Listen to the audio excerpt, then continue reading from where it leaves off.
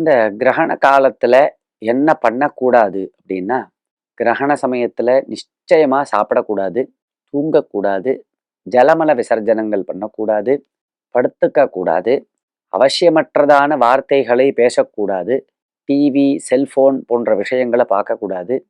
டைரக்டாக ஆகாசத்துல கிரகணத்தினால பிடிக்கப்பட்டுள்ளதான சந்திரனை கண்ணால பார்க்கக்கூடாது.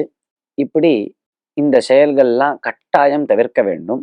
கட்டாயம் செய்ய வேண்டிய செயல், கிரகண காலத்துல கிரகணம் பிடிச்ச உடனே ஸ்நானம் பண்ணணும். நிச்சயமா குளிக்கணும். குளிச்ச பிற்பாடு குளிக்கணும். ரொம்ப குறுகிய நேரமாக இருக்கிறதுனால இந்த சங்கல்பத்தை முன்னாடியே பண்ணி வச்சுன்றலாம். கிரகணம் பிடிச்ச உடனே சட்டுன்னு 6 மணி 21 நிமிஷத்துக்கெல்லாம் குளிச்சுடணும்.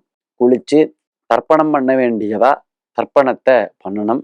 ரொம்ப முக்கியம். கிரகண காலத்துல தானம் அப்படிங்கிறது என்ன சக்தி இருக்கோ சக்தி அளவுக்கு கிரகண காலத்துல தானம் பண்ணணும்.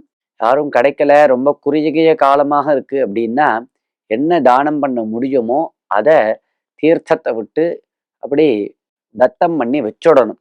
பூமியில வச்சுக்கணும். அப்புறமா கிரகணம் முடிஞ்சதுக்கு அப்புறம் ஒருத்தர்கிட்ட கொண்டு போய் சேர்க்கலாம். அல்லது ஆன்லைன் மூலமாக தானம் பண்ணலாம். இந்த காலத்துல நிறைய ஃபெசிலிட்டி வந்துடுத்து.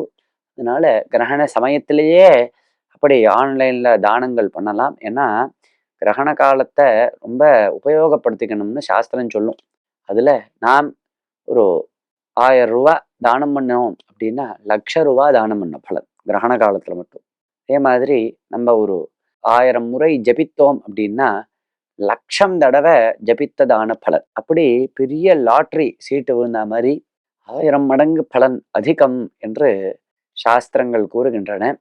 அதனாலதான் முன்காலத்தெல்லாம் கிரகண புண்ணிய காலத்துல நிறைய தானம் பண்ணுவா. சுவர்ண தானம் பண்ணுவா, பூமி தானம் பண்ணுவா, பூதானம் பண்ணுவா, கோதானம் பண்ணுவா, இப்படி ரஜத தானம் பண்ணுவா, நிறைய தானங்கள் பண்ணுவா. இந்த காலத்திலும் நிறைய வசதி இருக்கிறவா இருக்கா. பூதானம் அப்படிங்கிறது பூமியை தானம் பண்றது, கிரகத்தை வீட்டை தானம் பண்றது, சுவர்ணத்தை தானம் பண்றது அப்படிங்கிறதுலாம் இப்ப புஸ்தகத்துலதான் இருக்கு. அப்படி இந்த தானம் பண்ணினா சகல பாபங்களும் நிவர்த்தியாருது. அதிலும் கிரகண புண்ணிய காலத்துல தானம் பண்ணிவிட்டா சகல பாபங்களும் நிவர்த்தியாருது. குடும்பத்துல எப்பேற்பட்ட கஷ்டமா இருந்தாலும் தீர்ந்து போயிடுறது அப்படின்லாம் சாஸ்திரம் சொல்றது.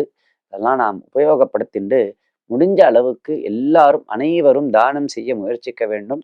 கட்டாயம் அவரவர்கள் பிதர்களுக்கு தர்ப்பணம் செய்ய வேண்டும்.